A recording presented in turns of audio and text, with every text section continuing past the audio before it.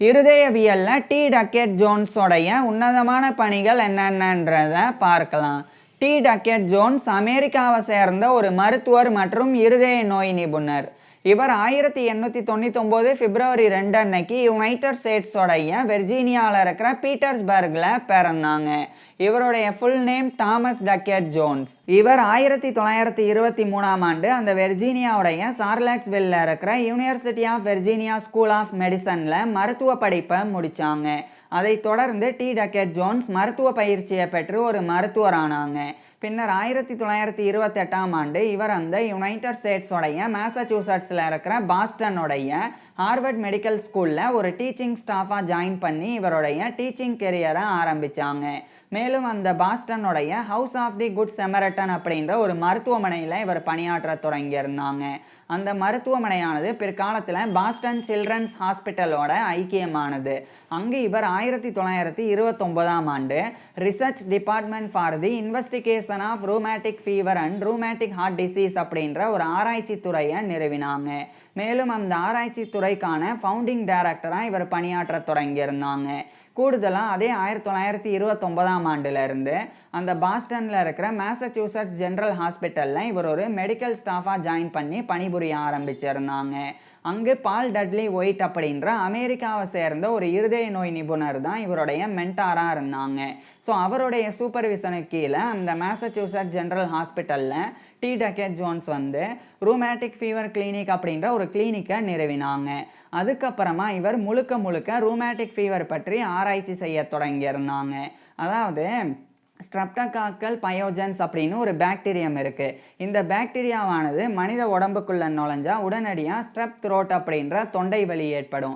அதுக்கப்புறமா கடுமையான காய்ச்சல் ஏற்படும். அதை தொடர்ந்து கை கால்களில் இருக்கக்கூடிய மூட்டுகளானது வீங்கி பயங்கரமான வலியை கொடுக்கும். அது எல்லாத்தையும் கடந்து இருதய வாழ்வுகள்லையும் பாதிப்பு ஏற்படும். இந்த அளவுக்கு மோசமான விளைவுகளை ஏற்படுத்தக்கூடியது தான் இந்த ரூமேட்டிக் ஃபீவர் அப்படின்றது. இப்பேற்பட்ட ரூமேட்டிக் ஃபீவர் பற்றி தான் டி டக்கெட் ஜோன்ஸ் ஆராய்ச்சி செய்ய தொடங்கியிருந்தாங்க. குறிப்பாக ரூமேட்டிக் ஃபீவர் ஏற்படுறதுக்கு முன்னாடி என்னென்ன மாதிரியான சிம்டம்ஸ் ஏற்படுது அப்படின்றத இவர் கண்டறிகிறதுக்காக ரூமேட்டிக் ஃபீவர்னால் பாதிக்கப்பட்ட குழந்தைகளை இன்வெஸ்டிகேட் பண்ண ஆரம்பிச்சிருந்தாங்க. குறிப்பாக இந்த ரூமேட்டிக் ஃபீவர்னால் பாதிக்கப்படுறதுக்கு முன்னாடி என்னென்ன நடந்தது அப்படின்றத பற்றி இவர் வந்து கேட்டு தெரிஞ்சுக்க ஆரம்பிக்கிறாங்க. இவர் கூடவே எட்வர்ட் ஃப்ராங்க்லின் பிளாண்ட் அப்படின்ற இன்னொரு இருதய நோய் நிபுணரும் சேர்ந்து இதே இன்வெஸ்டிகேஷனை தொடங்கினாங்க. அதுக்கப்புறம் தான் கொஞ்சம் கொஞ்சமாக சில விஷயங்களை டி டக்கெட் ஜோன்ஸும் அந்த எட்வர்ட் ஃப்ராங்க்லின் பிளாண்டும் கண்டறிஞ்சாங்க. என்னென்னா இந்த ரூமேட்டிக் ஃபீவர் ஏற்படுறதுக்கு 2 வாரத்துக்கு முன்னாடியே, அதாவது கிட்டத்தட்ட 2 வாரத்துக்கு முன்னாடியே தொண்டையில் சாதாரணமான ஒரு வலி ஏற்படும். அதுக்கப்புறமா ஒரு காய்ச்சல் வந்து ஏற்படும். இது ரெண்டுமே வந்து கொஞ்சம் கொஞ்சமாக குறைஞ்ச 2 வாரத்துக்கு பிறகு இந்த ரூமேட்டிக் ஃபீவரானது ஏற்படுது அப்படின்றத இவங்க கண்டறிஞ்சாங்க. ஸோ அதுக்கப்புறம் 1935ஆம் ஆண்டு clinical observations on the events preceding the appearance of rheumatic fever அப்படின்ற டைட்டிலில் ஒரு ஒர்க்கை எழுதி இவங்க 2 பேரும் வெளியிட்டாங்க. அதில் சாதாரணமாக இப்போ குழந்தைகளுக்கு 5லேருந்து 15 வயசுக்குள்ளே இருக்கக்கூடிய குழந்தைகளுக்கு தான் இந்த ரூமேட்டிக் ஃபீவர் ஆனது அதிகமாக ஏற்படும்.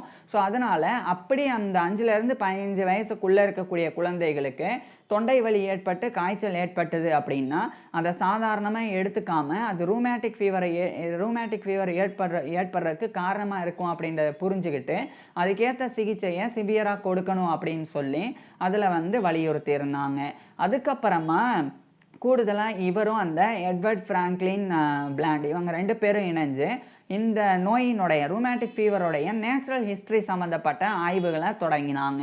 அதாவது இந்த ரூமேட்டிக் ஃபீவரானது ஏற்பட்ட பிறகு என்னெல்லாம் நடக்கும், அது எப்படியான பாதிப்புகளை ஏற்படுத்தும், அந்த ரூமேட்டிக் ஃபீவர் ஏற்பட்டு முடிஞ்சதுக்கப்புறமா பல ஆண்டுகள் கழித்து அந்த நபர்களுக்கு என்ன மாதிரியான பாதிப்பு ஏற்படுது. உதாரணத்துக்கு இப்போ ஒரு சிறுவன் 15 வயசில் இருக்கும்போது இந்த ரூமேட்டிக் ஃபீவர்னால் பாதிக்கப்பட்டு மீண்டு வந்துட்டான். அதுக்கப்புறம் அந்த ரூமேட்டிக் ஃபீவர்னால் அந்த சிறுவன் வந்து வளர்ந்து பெரிய ஆளானதுக்கப்புறம் ஒரு 30-35 வயசுக்கு பிறகு கூட சின்ன சின்ன பாதிப்புகள் வந்து தென்பட வாய்ப்பு இருக்குது. உதாரணத்துக்கு என்னென்ன பாதிப்புன்னா இந்த ரூமேட்டிக் ஹார்ட் டிசீஸ் வந்து ஏற்படுறதுக்கு வாய்ப்பு இருக்குது. இது என்னன்றதை புரிகிற மாதிரி சொல்கிறேன்.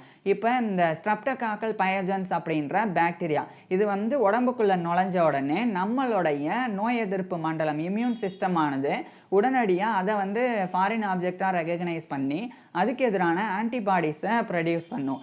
அதுக்கப்புறம் அந்த ஆன்டிபாடிஸ் ஆனது நேரடியாக போய் அந்த ஸ்ட்ரெப்டோகாக்கல் பேஜன்ஸ் அப்படின்ற பாக்டீரியாக்களை அழிக்க ஆரம்பிக்கும். இங்கே என்ன பிரச்சனைன்னா, இந்த ஸ்ட்ரெப்டோகாக்கல் பேஜன்ஸ் அப்படின்ற பாக்டீரியாக்களானது அப்படியே நம்மளுடைய இருதய வால்வுகள்லையும் அதே மாதிரி நம்மளுடைய கை கால்களில் இருக்கக்கூடிய ஜாயின்ட்ஸ்ன்ற மூட்டுகள்லையும் இருக்கக்கூடிய செல்களினுடைய அடையாளத்தை ஒத்து இருக்கும். அதாவது அந்த ஸ்ட்ரெப்டோகாக்கல் பேஜன்ஸ் அப்படின்ற பாக்டீரியத்தினுடைய மேற்பரப்பில் ஒரு டேக் அப்படின்ற அடையாளம் இருக்கும். அதே அடையாளம் தான் அப்படியே வந்து இருதய வால்வுகளில் இருக்கக்கூடிய செல்களினுடைய மேற்பரப்புலையும் கை கால்களில் இருக்கக்கூடிய மூட்டுகளினுடைய செல்களில் இருக்கக்கூடிய மேற்பரப்புலையும் அந்த அடையாளம் இருக்கும். அதனால நம்மளுடைய ஆன்டிபாடிஸ் ஆனது அந்த கிருமியை மட்டும் எதிர்க்காம அந்த கிருமி மாதிரியே இருக்கக்கூடிய இருதய வால்வுகளில் மற்றும் நம்மளுடைய கை கால்களில் இருக்கக்கூடிய மூட்டுகளில் இருக்கக்கூடிய செல்களையும் தாக்க ஆரம்பிச்சிடும். ஸோ இதனால தான் ரூமேட்டிக் ஃபீவர் ஏற்பட்டால் மூட்டுகளில் பயங்கரமான வீக்கம் ஏற்படுது.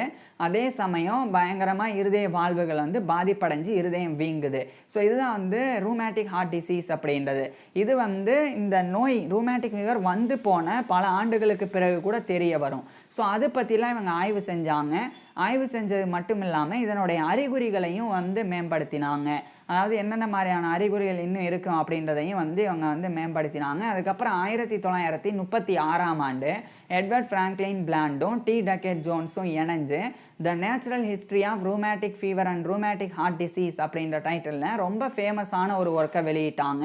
இது மோஸ்ட் இன்ஃப்ளூயன்ஷியலான ஒரு ஒர்க்காக இருந்தது. ரொம்ப ரொம்ப பிரபலமான ஒரு ஒர்க்காக வந்து இது மாறினது.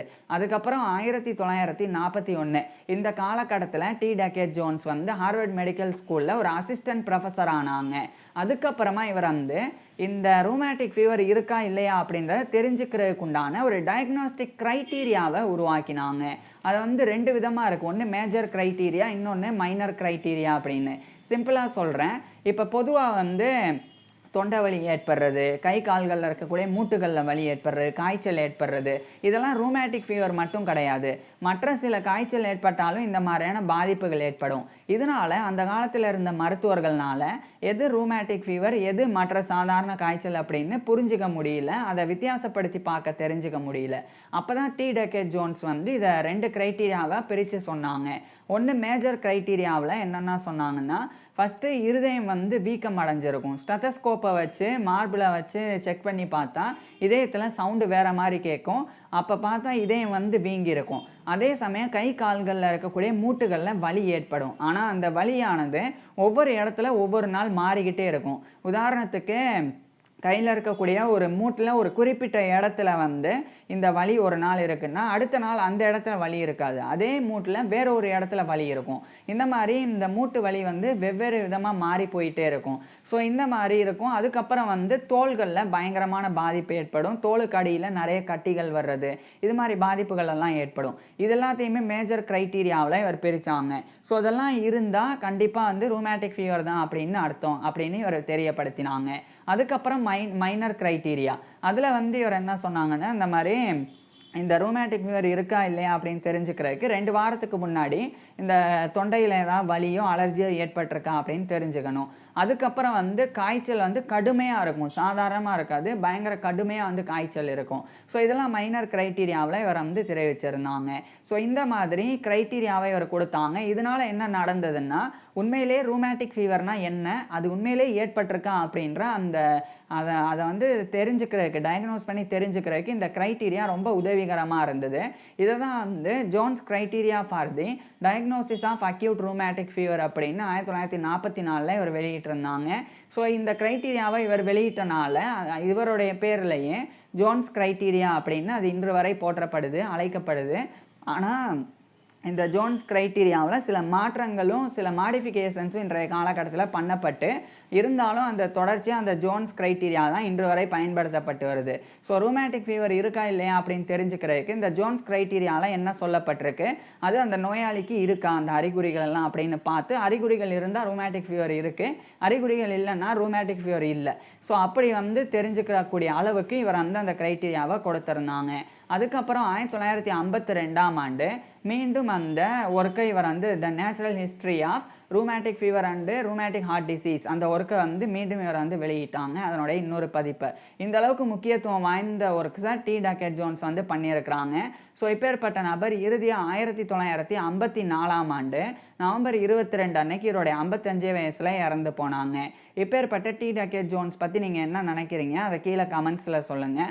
அதே மாதிரி இவருடைய ஃபுல் லைஃப் ஹிஸ்ட்ரியை நான் ஏற்கனவே பேசியிருக்கேன், அதை பார்க்குறதுக்கு கீழே டிஸ்கிரிப்ஷனில் லிங்க் கொடுத்துருக்குறேன், கட்டாயமாக பாருங்கள். அது மட்டும் இல்லாமல் இந்த டி. டக்கெட் ஜோன்ஸ் பற்றி நான் சொல்ல தவறிய விஷயங்கள் ஏதாவது இருந்தால் அது எல்லாத்தையுமே நான் வந்து டிஸ்கிரிப்ஷனில் கொடுக்குறேன் டெக்ஸ்ட்டாகவே, அதையும் வந்து வேணும்னா படித்து பார்க்கலாம். தேங்க்யூ.